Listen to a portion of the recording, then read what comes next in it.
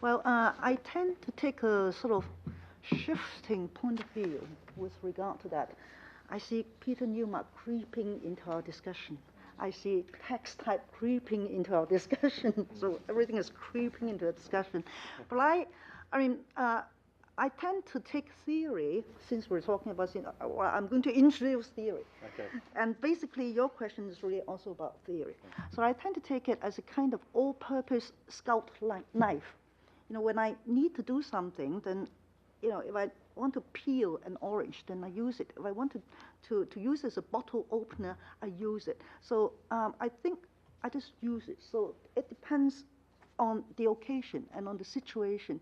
So let me give an example. Just now we talk about text type. But very often what I find is that even when you are translating a particular type of text and you think that it's very clear, there's no problem whatsoever, then you almost always have to shift your position. I'll give an example. I was once in Shanghai, and we had a conference. And then after the conference, we went for sightseeing to Hangzhou. And then we went to the Ling'en and then together with a group of translation scholars from different parts of the world. And then I didn't want to join them because I didn't want to turn myself into a tour guide.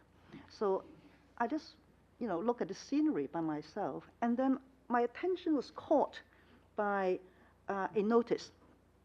And it says, 人有情 草木有情 情情相连 两相依 Now, let me declare, that was the first time I saw that sort of notice. I didn't know, Drew, I didn't know that this type of notice was everywhere in China.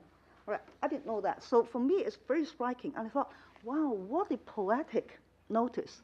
So as I was standing there in sort of mild amazement, enjoying that very poetic notice, Theo Hermans, this translation scholar from England, came up to me and said, what are you looking at?